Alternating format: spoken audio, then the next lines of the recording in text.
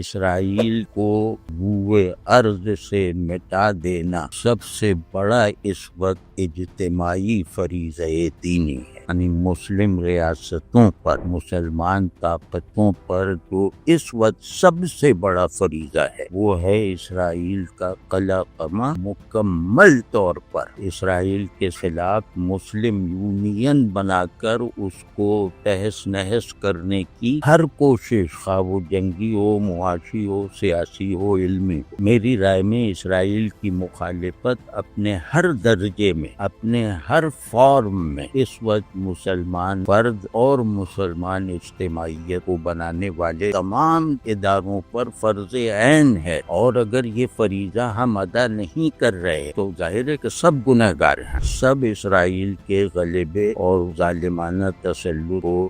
بغیر متاثر ہوئے، بغیر کسی جینوین اور سگنیفیکنٹ مزاحمت کے صرف دیکھ رہے ہیں یا اس کو صرف مذاکرات کا مسئلہ بنانے تک محدود ہیں۔